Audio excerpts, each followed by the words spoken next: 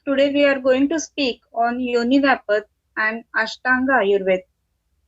You'll be thinking कि Ashtanga Ayurved, what is this, and Yonivapath. uh, अष्टांग जो हम देखते हैं ना, काय बाल ग्रहोर्ध्वांग शल्य दंष्टा जरावृषांग, और ये आठों ही अंग जो है उनका संबंध ये योनिव्यापद में बहुत ही ज्यादा रहता है, और इसी के कारण योनिव्यापद, अष्टांग आयुर्वेद एंड मैनेजमेंट ऑफ योनिव्यापद ये आज हम डिस्कस करने जा रहे हैं। सबसे पहले तो योनिव्यापद के रेफरेंसेस किधर किधर है, तो उसमें पहले जो बताया गया है वो वाग्भट में उत्तर तंत्र क्षुद्र रोग के बाद है। चरक में जो बताया गया है वो वात रक्त चिकित्सा के बाद में बताया गया है, और सुश्रुत में गृहोत्पत्ति अध्याय के बाद में बताया गया है। गृहोत्पत्ति अध्याय जो है उसके बाद में बताया है। चरक, सुश्रुत और वाग्भट, इन तीनों को भी अगर हम देखते हैं ना, तो चरकाचार्य बताते हैं कि पहले वात शोणित अध्याय है, उसके पहले जो है वो वात व्याधि अध्याय है, और इनके बाद में जो आते हैं ना वो है ये योनिव्यापद अध्याय। तो इसमें नहीं वाता धृत्य योनि, इसका महत्व जो है ये इधर ही हमको मालूम हो जाता है।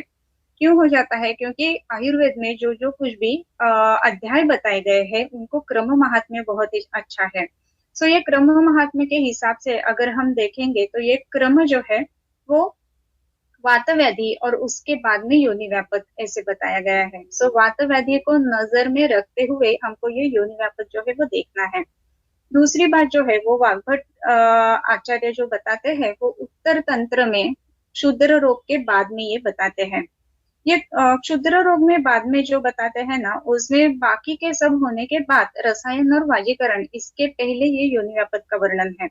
अपत्यानाम परम मूलम नार्याः परम नृणाम, ऐसा जो बोला गया है उसके हिसाब से हम इसको देखना चाहिए कि रसायन और वाजीकरण से जस्ट पहले ये योनिव्यापद का अध्याय आता है, और सुश्रुत जो है उनमें ग्रह उत्पत्ति अध्याय के बाद में सुश्रुत में ये योनिव्यापद का अध्याय आता है। जो स्त्रियां रहती है वो जो है ना उनको सायते अस्यातिथि स्त्री ऐसा बताया गया है। जिससे प्रसूति होती है, जो नया उत्पत्ति कर सकती है, नया जन्म दे सकती है, इसको स्यायते अस्यातिथि स्त्री बताया है। इसमें ये स्पेसिफिक एक बात ऐसी है कि जिसमें ग्रहों का अलग अलग जो ग्रह बताए हैं उनका उपस्थिति और उनके हिसाब से भी ये जो निदान है वो होता है, और इसी के लिए दैवम चैवात्र पंचमम ऐसा स्त्री रोग में वैशिष्ट्य पूर्ण बताया है, और इसी के लिए ग्रह के बाद सुश्रुताचार्य जो है वो योनिव्यापद का अध्याय लेते हैं।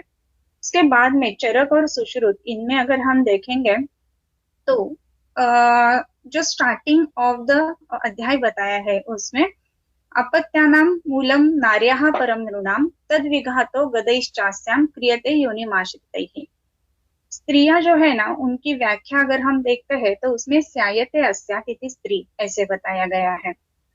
इसमें क्या हो जाता है कि ये स्त्री जो है उसमें स्यायते यानी प्रसव की जो उसकी परिचर्या है, प्रसव जिसको होना है, इसमें जिन जिन कारणों से ऑब्स्टैकल्स आते हैं इसका कारण हम देखने वाले हैं, और उसी में ये योनिव्यापद बताया गया है।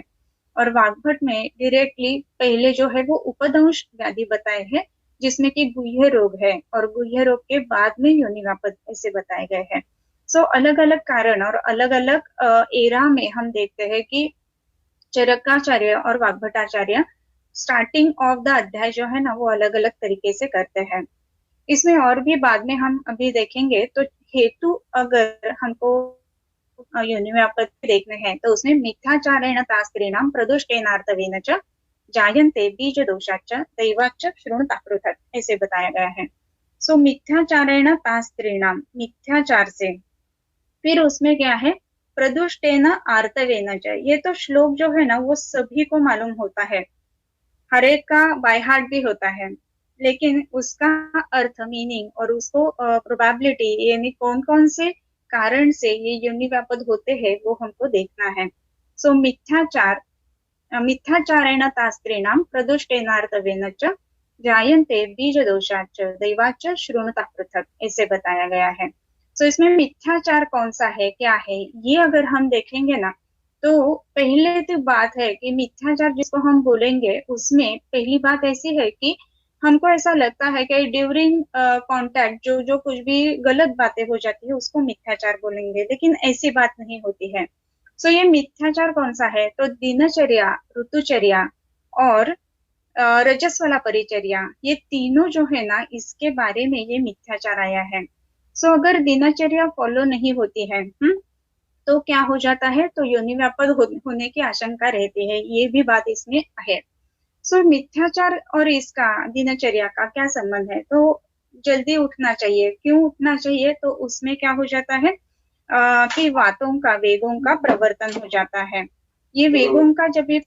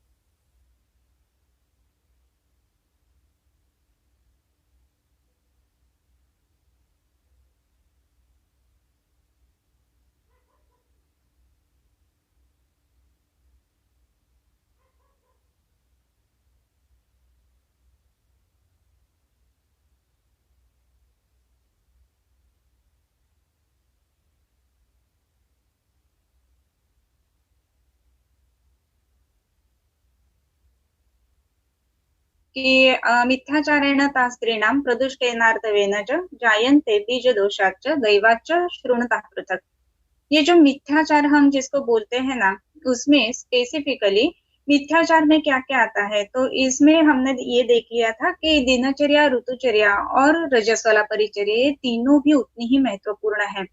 मिथ्याचार अगर बोलेंगे तो जनरली कॉल्टस की हिस्ट्री में मिथ्याचार ऐसा हम सोचते हैं, लेकिन अगर पहली ही बात जो है दिनचर्या में कि जल्दी उठना चाहिए, क्यों उठना चाहिए? तो वात का, वेग का, गति प्रवर्तन हो जाता है।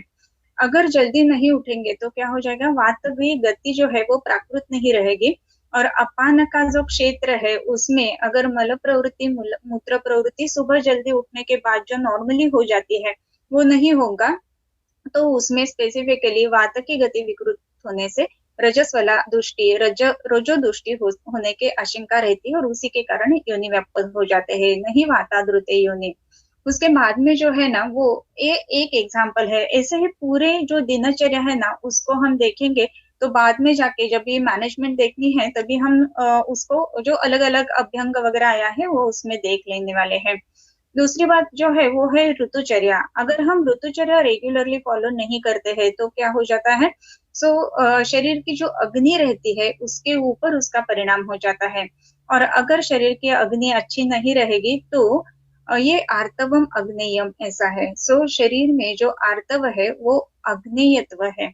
शरीर में आर्तव की अग्नेयत्व अगर कम आया है तो उसमें क्या होगा कि योनि व्यापक होने की आशंका रहती है, और उसी के कारण ये ऋतुचर्या है वो भी उतनी ही महत्वपूर्ण रहती है। और उसके बाद में मिथ्याचार में आता है वो रजस्वला परिचर्या। रजस्वला परिचर्या जो है उसमें तत पुष्प क्षणादेवम कल्याण ध्यायिनी त्रयम मृजालंकार रहिता दर्भ संस्तरशायिनी क्षैरेयम यावकम स्तोकम कोष्ठ शोधन कर्षणम पर्णे शरावे हस्ते व भुंजित ब्रह्मचारिणी। अगर ये रजस्वला फॉलो नहीं करते हैं तो क्या हो जाएगा, इसमें भी वात की गति दुष्ट हो जाती है। दूसरी बात है कि मानसिकता यानी जो साइकोलॉजिकल मूड स्विंग्स है वो ज्यादा हो जाते हैं, जो कि आजकल हम देखते हैं कि प्री मेंस्ट्रुअल सिंड्रोम बहुत ही पेशेंट्स में दिखता है। ये रजस्वला परिचर्या फॉलो नहीं होती है उसके कारण हो जाता है। इसमें और भी एक बात है कि क्षैरेयम यावकम स्तोकम कोष्ठ शोधन कर्षणम ऐसे बताया गया है। कोष्ठ शोधन कर्षण करने वाला आहार लेना चाहिए। वो भी अगर नहीं लिया जाता है, हेवी फूड लिया जाता है ड्यूरिंग मेंस्ट्रुएशन, तो क्या हो जाता है, जो रज है उसका सामता में परिवर्तन हो जाता है, साम रज हो जाता है, वो अच्छे से प्रवर्तित नहीं होता है। और उसी के कारण हम देखते हैं कि अलग अलग योनि व्यापक का वो हेतु हो जाता है। और इसी के कारण ये मिथ्याचार है उसमें दिनचर्या, ऋतुचर्या और रजस्वला परिचर्या, ये तीनों भी बातें देखना बहुत ही ज्यादा जरूरी है। उसके बाद में जो है वो प्रदुष्टेनार्तवेन आर्तव दृष्टि के कारण ये हो जाता है। आर्तव या फिर रज जो है वो किससे बनता है, तो रसज ऐसा रज है। रस से, रस धातु से रज की उत्पत्ति हो जाती है। रस धातु से रज की उत्पत्ति होती है, और हम ये देखते हैं कि रस और मन इनका बहुत ज्यादा घनिष्ठ संबंध होता है। और ये अगर मन जो है वो विकृत होता है, रस विकृत होता है, तो उसमें स्ट्रेस, टेंशन, एंजाइटी ये भी बातें बहुत ज्यादा दिखने मिलती है, जो कि आजकल बहुत सारी लड़कियों में ये बातें दिखती है। ये प्रदुष्ट आर्तव ये बात होती है अगर स्ट्रेस, टेंशन, एंजाइटी बहुत ज्यादा बढ़ जाती है। तो उसके बाद में है बीज दोष। हम ये देखेंगे कि बीज दोष क्या है। यस्य यस्य ही बीजस्य बीजे बीज भागः उपदप्तो भवति विकृत ही जायते तेन। ये जो बात है ना, वो नेक्स्ट जनरेशन में जो कुछ भी चेंजेस आने वाले उसके हिसाब से हम ये बीज दोष देखते हैं। कभी कभार ऐसा हो जाता है कि फॉर्मेशन यानी जब भी गर्भ की उत्पत्ति होती है तभी उसमें जो ब्लास्टुला, मोरिला ये जो स्टेजेस रहते हैं उसमें वात की विकृति होने के कारण कभी कभार गर्भाशय जो है वो अच्छे से बन नहीं पाता है, उसमें डिफॉर्म या फिर मालफॉर्मेशन ऐसे दिखते हैं, सूचीमुखी योनि वगैरह जो आगे बताए हैं, ये बीज दोष से हो जाते हैं। ये जो बात है ना बीज दोष, इसमें हम ये स्पेसिफिक देखेंगे कि वात जो है वो कर्ता गर्भाकृति नाम ऐसे भी बताया गया है। गर्भ की आकृति प्राकृत बनाने में वात का महत्व रहता है। अगर ये वात विकृत हो जाता है तो बीज दोष उत्पन्न हो जाता है, और उसी के कारण गर्भ में जो विकृति रहती है वो फॉर्मेशन यानी डेवलपमेंटल विकृति जिसको हम बोलते हैं वैसी आ जाती है। और इसी के लिए मिथ्याचारेण तास्त्रीणाम प्रदुष्टेनार्तवीनश्च जायन्ते बीज दोषाच्च। और चौथा जो बताया गया है दैवाच्च श्रुणता पृथक। दैव और कर्म फल पाक सिद्धांत ये क्या है, ये भी बात देखना उतनी ही महत्वपूर्ण है। बहुत बार ऐसे स्पेसिफिकली वंध्या योनि जो है उसमें हम देखते हैं कि बहुत बार बहुत अलग अलग मन्नत वगैरह मांगी जाती है कि बच्चे होना चाहिए वगैरह वगैरह, और उसके बाद में भी हम ये देखते हैं कि बच्चे होने के लिए ये दैव व्यपाश्रित चिकित्सा बहुत ज्यादा किया जाता है, और इसी करें दैवाच्च श्रुणता पृथक ऐसे बताया गया है। हमारे शरीर में 7 चक्र रहते हैं अलग अलग। ये जो 7 चक्र है उसमें ये मूलाधार चक्र है, उसके एडमिनिस्ट्रेशन में ये गर्भाशय यानी जेनाइटल एपरेटस रहता है। और मूलाधार स्थान की देवता जो है वो ब्रह्मा या फिर गणेश देवता है। अगर गणेश जी से कुछ ना कुछ मन्नत मांगी है, पूरी नहीं हुई है, तो भी हम ये देखते हैं कि ऐसी बातें हो जाती है कि बहुत बार वंध्या योनि की प्रवृत्ति उसमें देखी जाती है। और भी एक बात इसमें महत्वपूर्ण है कि जो दैव या फिर कर्म फल पाक सिद्धांत बताया गया है वो भी इसका महत्वपूर्ण हम देखते हैं। कभी कभार कुछ कर्म ऐसे किए हुए रहते हैं कि जिसका परिणाम जो है वो आयु में तो रहता ही है, और भी उसके बाद में नेक्स्ट जो हमारा जन्म रहेगा उसके आयु तक भी कभी कभार चलता है। अगर ऐसी बात है ना तो उसमें हम ये देखते हैं कि मेडिसिन लेने से भी उसमें रिजल्ट्स नहीं आते हैं। ये जो बात है वो कर्म फल पाक सिद्धांत से होती है। और ये कर्म फल पाक होना या फिर वो जल्दी होना चाहिए, ये जो है वो कोई जो सदगुरु या फिर ऐसे लोग जो रहते हैं उनसे अगर हम पूछ के अगर कर लेते हैं तो उसका परिणाम स्वरूप अच्छा आ जाता है, कर्म का फल पाक हो जाता है और रिजल्ट्स अच्छे मिलने लगते हैं। ऐसे बहुत बार जो स्किन के डिसीजेस रहते हैं उसमें भी देखा जाता है, और ये योनिव्यापक चिकित्सा में भी देखा जाता है। और इसी के लिए ये जो हेतु स्वरूप है मिथ्याचारेण तास्त्रीणाम प्रदुष्टेनार्तवेन च जायन्ते बीज दोषाच्च दैवाच्च शृणुतः पृथक। सो इसमें और भी एक बात आई है कि वाग्भटाचार्य बताया है कि अपद्रव्य सेवन ही ऐसे बताया गया है। अपद्रव्य इसका मतलब है, जो हमने पहले जो श्लोक देखा है ना इसमें अपद्रव्य ऐसा एक शब्द आता है स्पेसिफिकली वाग्भट जी जो बताते हैं। विंशतिर्व्यापदो योनिर जायन्ते दुष्ट भोजनात् विषमस्थ अंगशयन वृष मैथुन सेवनैः दुष्टार्तव व्यापद अपद्रव्यैः बीज दोषेण च दैवतः। बाकी के जो हेतु है ना वाग्भटाचार्य और चरकाचार्य उनके बहुत सारे समानता दिखते हैं, लेकिन ये अपद्रव्य ये बात कुछ वाग्भट जी ने अलग बताई गई है। तो ये अपद्रव्य क्या है? कभी कभार मैथुन की इच्छा से, लेकिन अगर कुछ कारण से प्राकृत मैथुन नहीं हो पाता है तो अपद्रव्य से मैथुन किए जाते हैं, यानी जिसको मास्टरबेशन बोल सकते हैं। या फिर अगर हम देखते हैं कि आजकल कुछ टैम्पून्स यूज करना, ये भी बात हमारे यहाँ इतनी फेमस नहीं है, लेकिन यूरोपियन या फिर वेस्टर्न कंट्रीज में बहुत ज्यादा फेमस है, क्योंकि एक्सटर्नली वो पैड लेना वगैरह ये बातें करनी नहीं होती है उसमें।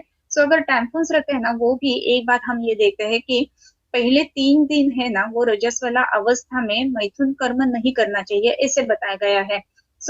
तभी इसका मतलब ऐसा नहीं है कि खाली स्त्री पुरुष एक साथ आना आना चाहिए, ऐसा नहीं है, लेकिन योनि में कुछ भी रुकावट आए ऐसी चीज नहीं रखनी चाहिए। ये टैम्पून जो है ना वो भी ऐसे उसकी गति को विकृति करते हैं। फिर आप पूछेंगे कि अरे अगर पैड लेते हैं तो भी वही बात है ना, लेकिन पैड जो है ना वो जो रज का स्राव है, श्रवण है, उसको खाली सोक करने वाले हैं, लेकिन ये जो है वो वजाइना में रखे दे जाते हैं। टैम्पू जो है वो उधर इन्फ्लेट हो जाता है तो वो बाद में निकाल कर क्लीनिंग किया जाता है। लेकिन इधर हम ये देखते हैं कि वात की जो गति रहती है ना उसमें रुकावट आ जाती है ये टैम्पून्स की वजह से। ये कैसा होता है ये मैं आप सभी को ये एक मालूम ही होगा कि टू व्हीलर जो कुछ भी चलाते हैं ना, तभी अगर उसके कार्बोरेटर में कुछ अटक गया है या फिर जो एग्जॉस्ट पाइप उसका रहता है ना, तो उधर अंदर अगर कुछ डाल दिया ना तो उसमें क्या हो जाता है वो पूरी गाड़ी बंद ही हो जाती है। उसका एग्जॉस्ट जो है ना वो बंद नहीं करना चाहिए। वैसे ही जब भी योनि में ये टैम्पून्स रख दिए जाते हैं, नो डाउट वो सोप वगैरह करते हैं, इजी रहते हैं वगैरह, ये बातें हैंडलिंग के लिए तो शायद अच्छी रहेगी, लेकिन कैसी बात है कि उधर वात की गति विकृति जरूर हो जाती है। और इसी के लिए ये अपद्रव्य जो है उसमें हम ये देख सकते हैं कि वातज योनि या फिर अलग अलग प्रकार की जो विंशतिर योनि व्यापक जो बताए गए हैं वो ये अपद्रव्य से होने की संभावना ज्यादा रहती है। उसके बाद में और भी एक महत्वपूर्ण बात है कि चरक, सुश्रुत और वाग्भट ये विंशति योनि व्यापक जो जो बताए गए हैं ना उनमें अलग अलग यानी टोटल 20 ही बताए हैं, लेकिन किसी किसी में नाम अलग है सिर्फ, या फिर किसी ने एक योनि व्यापक बताया नहीं है, किसी ने एक योनि व्यापक अच्छे से बताया है। ऐसे करते करते हम अगर देखेंगे ना तो पुत्रग्नि और जातग्नि ऐसा वाग्भटाचार्य यूज करते हैं। चरकाचार्य जिसको महायोनि बोलते हैं उसी को सुश्रुताचार्य विवृता योनि ऐसे बोलते हैं। इसमें हम ये देख सकते हैं कि महायोनि और विवृता योनि ये जो है इसमें सेकेंड डिग्री फर्स्ट डिग्री जो प्रोलैप्स है ना वो विवृता योनि में हम देख सकते हैं, और महायोनि जो है वो थर्ड डिग्री प्रोलैप्स जो है वो डायरेक्टली हम सोच सकते हैं, या फिर पलिनी अंडिनी ऐसे जिसको बोला गया है। ये जो बातें हैं ये अलग अलग नाम उसके हम देख सकते हैं। कुछ योनि व्यापद ऐसे है कि जिसको असृजा लोहितक्षया और लोहितक्षया ऐसा आया है। सो इसमें चरकाचार्य और सुश्रुताचार्य और वाग्भटाचार्य इनके नाम किधर किधर अलग अलग आते हैं। सो लोहित क्षय जिसमें दिखता है, अश्रुजा योनिवापद ऐसा आया है। सो ये नाम अलग अलग कुछ योनिवापद के हर एक आचार्यों के हिसाब से रहते हैं। सो इसमें किसी ने कुछ बताया है, कौन से नाम से बताया है, ये पूरा चार्ट इधर हम देख सकते हैं। उसके बाद में अगर हम योनि व्यापक की चिकित्सा की तरफ जाए तो उसमें स्पेसिफिकली क्या करना है, तो 20 ये जो पूरे योनि व्यापक है उसमें वातज पित्तज कफज ये तो प्रामुख्य से है। सो इसी के लिए ये चिकित्सा जो है ना वो भी वातज पित्तज और कफज ऐसे ही स्पेसिफिकली हम देखेंगे। सो योनि व्यापद में चिकित्सा क्या करनी है, तो योनि व्यापद सुभूयिष्टम शस्यते कर्म वातजित स्नेह बस्त्यादि वातजेषु विशेषतः स्नेहन स्वेद बस्त्यादि वातजेषु विशेषतः। सो इसमें स्पेसिफिकली हम अगर देखेंगे तो योनि व्यापत्सु भूयिष्टम कर्म शस्यते कर्म वातजित, वातजित कर्म इधर करना है। स्नेहन स्वेदन और बस्ती ये स्पेसिफिक उसमें बताए गए हैं। वात का जो उपक्रम है ना उसमें वातस्य उपक्रम स्नेह स्वेद संशोधन मृदु ऐसे बताया गया है। तो स्नेहन ये बात बहुत ही ज्यादा महत्वपूर्ण है। जैसे कि हमने देख लिया कि दिनचर्या अगर हम ओबे नहीं करते हैं तो भी वो हेतुभूत होती है। सो दिनचर्या में भी अभ्यंग आया है कि जो स्नेहन रेगुलरली होना चाहिए, अगर वो नहीं होता है तो वात की गति विकृत होने के कारण ये योनिव्यापद हो जाते हैं। सो वातज योनिव्यापद की चिकित्सा में ये स्नेहन होना, स्नेहन करना ये बात बहुत ज्यादा महत्वपूर्ण रहती है। स्नेहन के बाद में स्वेदन अगर देते हैं तो स्वेदन से वात की गति प्राकृत हो जाती है। स्वेदन से औष्ण्य बढ़ता है और उष्णता से वात का शमन हो जाता है और इसी के लिए स्नेहन भी उतना ही महत्वपूर्ण है। इसके बाद में जो आया है वो बस्ती। बस्ती में तो हम ये देखते ही है कि बस्ती जो है वो पूरी चिकित्सा करके बताई जाती है स्पेसिफिकली इन वात दोषा। सो ये बस्ती भी उतनी ही महत्वपूर्ण रहती है। सो स्नेहन स्वेदन और बस्ती ये बातें वातज योनिवापद में ज्यादा महत्वपूर्ण है। वातज योनिवापद में हम जो ये अलग अलग स्नेह देखेंगे तो स्नेह कौन कौन से लेने चाहिए, तो उसमें स्पेसिफिकली पायेताम बलातैलम मिश्रकम सुकुमारकम स्निग्ध स्विन्ना तथा योनि दुस्थिताम स्थापयेत समाम। स्निग्ध स्विन्न कर दे, दुस्थित जो योनि है जो स्थान से भ्रष्ट हुई है वो उसको समस्थापन करना चाहिए ऐसे बताया गया है। पाणिना निम्नयेत् जिह्वा संवृतां व्यदयेत् पुनः प्रवेशयेत् निःसृतांच प्रवृत्तां परिवर्तयेत् स्थानापवृता योनिर्हि शल्यभूता स्त्रियो मताः ऐसा बताया गया है। सो स्थानापवृत स्थान से भ्रष्ट जो योनि है वो शल्यभूत रहती है। ये शल्य क्या है, तो जो शरीर में जो भाग स्थान से भ्रष्ट है, जो शरीर में जो भाग अलग अलग सिम्टम्स उत्पन्न करता है उसको शल्य ऐसे बताया गया है। ये स्थान उपवृत यानी स्थान से अगर योनि भ्रष्ट हो जाती है वो शल्यभूत हो जाती है। और इसी के लिए स्नेहन और स्वेदन करके योनि को पहले वातज योनि की चिकित्सा में बताया गया है कि पहले वो जो दुस्थित योनि है उसको सुस्थित करना चाहिए। और इसी के लिए कौन कौन से तेल हम यूज कर सकते हैं, स्नेह यूज कर सकते हैं, तो उसमें स्पेसिफिकली जो है वो बला तेल है, मिश्रक स्नेह है और सुकुमार तेल है। सुकुमार तेल जो है उसका पान भी हम पेशेंट को दे सकते हैं ताकि शरीर में जो अभ्यंतर वायु है उसका शमन हो सके। और इसी के लिए बला तेल, मिश्रक तेल और सुकुमार तेल ये तीनों जो तेल है ये हम वातज योनि में बहुत अच्छे से यूज कर सकते हैं। सो इसका जो योनि व्यापक का जो दुस्थित यानी सुस्थान कौन सा है, तो उसका स्थान जो है ना उसमें स्पेसिफिकली जिसको हम शंख नाभ्याकृता योनि प्रावर्तासा प्रकीर्तिता ऐसा बोला गया है। सो वैसे ही 3 आवर्तों में अच्छे से स्थापित ऐसी योनि होनी चाहिए और इसी के लिए स्नेहन स्वेदन करके उसको समस्थिति में स्थापन करना बहुत ज्यादा जरूरी रहता है।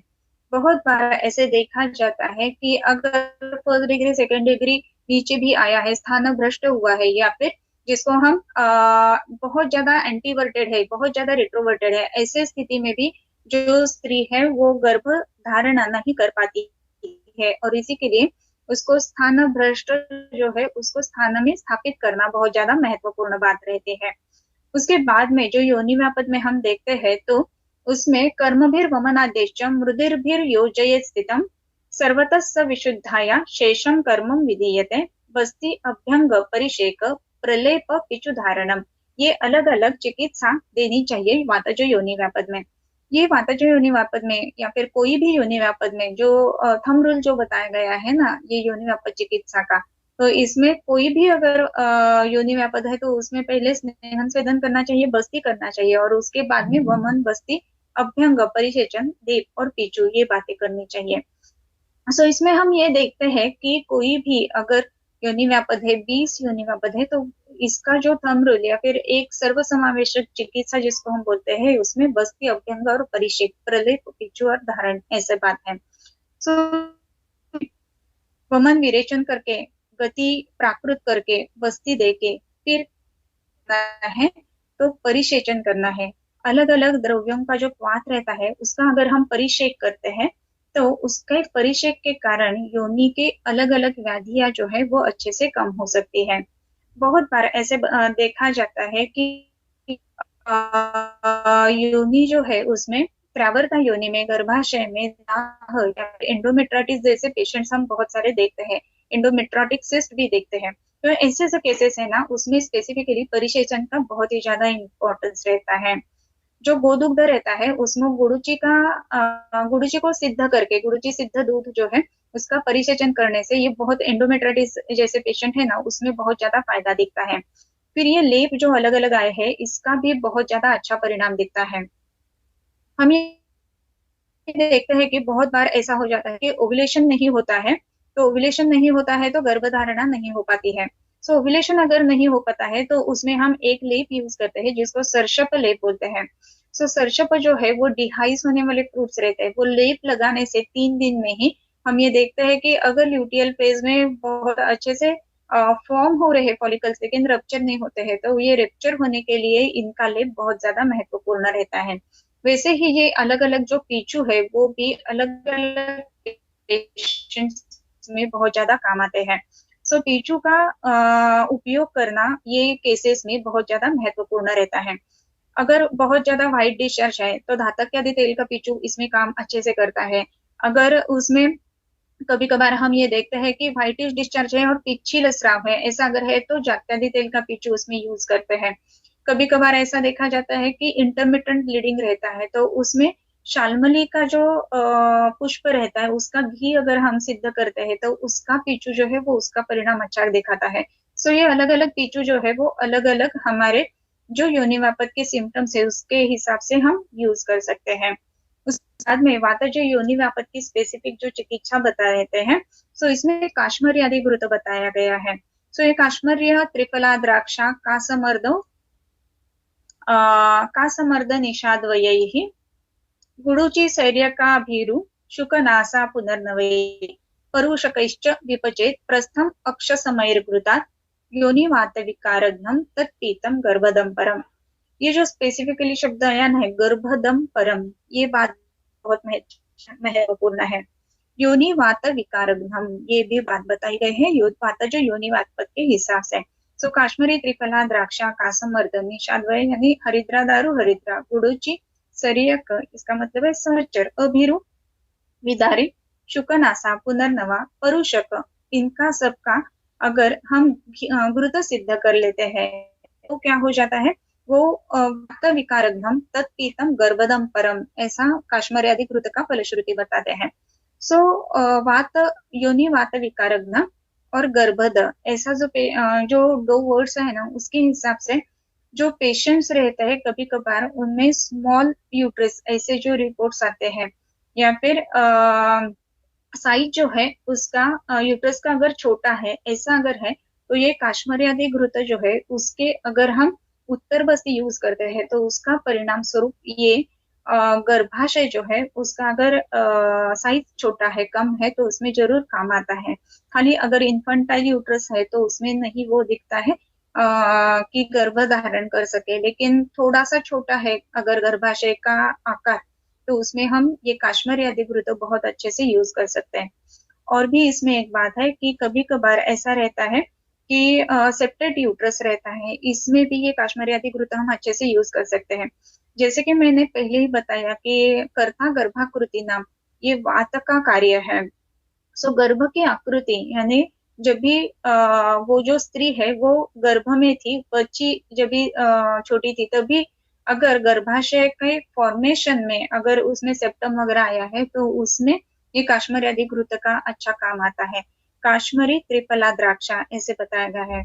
इधर हम देखेंगे तो गुड़ुचि और सैर्यक ये भी है। सैर्यक जो है वो उष्ण प्रवृत्ति का है और इसी के लिए पाचन करके वो जो सेप्टेट रहता है ना उसका थिनिंग भी उससे हो जाता है। और इसी के कारण ये छोटा यूट्रस स्मॉल जो यूट्रस रहता है उसमें काश्मीरी आदि घृत का बहुत अच्छे से हम परिणाम स्वरूप यूज कर सकते हैं। और भी उसमें है कि वातज योनि वापत की चिकित्सा में वचादि घृत भी बताया गया है। वचोपपुंच कुंचिका अजाजी कृष्णा वृषक सैंधवम अजमोदा यवक्षार सर्करा चित्रकान्वितम पिष्ट्वा प्रसन्ना आलोड्य खादे घृतभर्जितम योनि पार्श्वार्थी रोग गुल्म अर्श विनिवृत्तये गुल्म अर्श योनि पार्श्व रुजा इनको निकाल देने वाला ऐसा ये वचादि घृत है। ये वचादि घृत हम देखेंगे तो पिष्टा प्रसन्न या आलोड्य प्रसन्ना इसका मतलब है कि जो प्रसन्न यानी मध्य कल्पना जो बताई है या फिर आसुत कल्पना जो बताई है उसके साथ में घृत भर्जित करके ये जो वचादि गण जो बोला है ये लेने का है। सो इसमें अगर हम देखेंगे ना तो वचा उपकुंचिका पिपली अजाजी कृष्णा वृषक सेंधव ये सब जो दवाई है सो इसमें पाचन करने की क्षमता बहुत अच्छे से है। और इसी के कारण ये वचादि घृत यूज करना है तो किस किस चीज में किस किस कौन कौन से एलिमेंट्स में यूज करना है। तो योनि पार्श्व रुजा ऐसे जो बोला है तो इसमें वातज योनि व्यापक स्पेसिफिकली की जिसमें बहुत ज्यादा स्पैज्मोडिक पेन रहता है पेशेंट को, तो उसमें ये अंतर पान के लिए ये वचादि घृत है उसका परिणाम बहुत ही अच्छा दिखता है। और भी इसमें है कि अर्श और गुल्म ऐसे दो शब्द आए हैं। सो अलग अलग जो फाइब्रॉइड वाले पेशेंट्स रहते हैं ना तो उसमें भी ये वातज योनि व्यापक में जो बताया गया वचादि घृत है उसका परिणाम अच्छा दिखता है। सो कोई भी अगर वातज योनि व्यापक है तो उसमें अभ्यंतर स्नेहपान और लोकल स्नेहन ये दोनों भी बातें उतनी ही महत्वपूर्ण रहती हैं। कभी कभार अर्श जो हम जिसको बोलते हैं वो स्थान भेद से गर्भाशय में प्राप्ति हो जाती है तो इसी को एंडोमेट्रियल पॉलिप्स ऐसा हम बोल सकते हैं। सो एंडोमेट्रियल पॉलिप जो है उसमें भी ये वचादि घृत का परिणाम बहुत ही अच्छा दिखता है। हमारे क्लिनिक में पेशेंट्स में ये बहुत वचादि घृत का हम यूज करते हैं तो उसका परिणाम बहुत ही अच्छा दिखता है specifically in endometrial polyps. Endometrial polyp जो रहते हैं ना उसमें इंटरमिटेंट ब्लीडिंग पेशेंट को बहुत बार होता है। सो वो भी अच्छे से हो जाता है। जैसे कि मैंने बताया ये अगर हम देखेंगे तो पाचन धरती का ये घृत है और इसी के लिए पाचन हो जाता है वात का शमन भी हो जाता है। सो एंडोमेट्रियल पॉलिप जो रहता है जो स्रंस हो जाता है एंडोमेट्रियल लेयर का वो इसमें से कम हो जाता है और इसी के लिए योनि व्यापक चिकित्सा में ये वचादि घृत है वो बहुत ही अहमियत रखता है। उसके बाद में योनि वातज योनि व्यापक में ही बहुत सारे अलग अलग योग आए हैं जैसे कि वासा मातुलुंग मेहंदी यानी मदयंतिका वो मध्य के साथ देना चाहिए। पिपली जीरे सेंधव और ये भी मध्य के साथ देना चाहिए। मध्य इसका मतलब है आसुत कल्पना। सो हम इधर कौन सा मध्य या फिर कौन सा आसुत या फिर कौन सा आसव यूज करेंगे तो दशमूलारिष्ट जो है ना इसमें बहुत ही अच्छे से काम दिखाता है। तो इसमें वासा मातुलुंग और मदयंतिका इसके साथ अगर दशमूलारिष्ट के साथ में देते हैं तो टिपिकली जब भी पीरियड्स में पेन जब भी बहुत ज्यादा हो जाता है योनि कर्कशता जब भी ज्यादा रहती है तभी इसका परिणाम बहुत ही अच्छा दिखता है। पिपली जीरे और सेंधव ये अगर हम देखते हैं तो जीरे का जो है वो पाचन करने वाला है। पिपली थोड़ा सा उष्ण तीक्ष्ण है लेकिन उसमें भी पाचन का गुणधर्म है। और सेंधव जो है उससे हम अगर देखेंगे तो वात की गति प्राकृत करता है जो लवण रस रहता है वो, और इसी के कारण वात की गति प्राकृत होकर पेन कमाना ये बात इसमें रहती है। रासना गोक्षुर पाषाण भेद वासा और दुग्ध ऐसा जो है वो लग्न करके बताया गया है, दूध के साथ अनुपान बताया गया है। सो कभी कभार पेशेंट्स में बहुत ज्यादा क्लॉट्स रहते हैं या फिर डे वन यानी जस्ट बिफोर द पीरियड्स अगर पेन है तो इसमें रासना गोपचूर और पाषाण इसका परिणाम बहुत ही ज्यादा अच्छे से देखने के लिए मिलता है।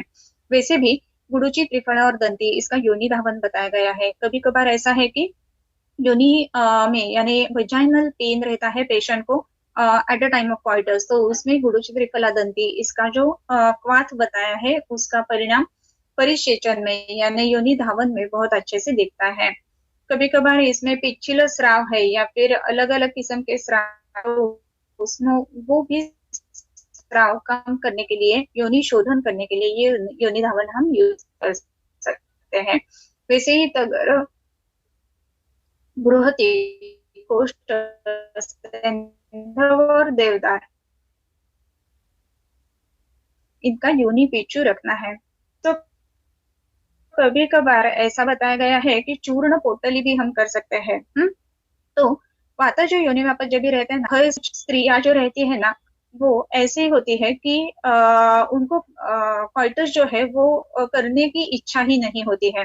अगर ऐसी बात है ना तो क्या करना चाहिए, तो तगर बृहति कोष्ठ सेंधव देवदार इसका अगर पिचू रख देते हैं तो ये योनि का जो शूल है वो कम हो जाता है और वो कॉइटस करने के लिए रेडी हो जाते हैं। सो इसी के लिए अगर पेनफुल कॉइटस है या फिर जिसको डिस्पार्यूनिया बोलते हैं ऐसा अगर है तो उसमें तगर बृहति कोष्ठ सेंधव देवदार इसका चूर्ण पोटली हम यूज कर सकते हैं। वाता जो योनि के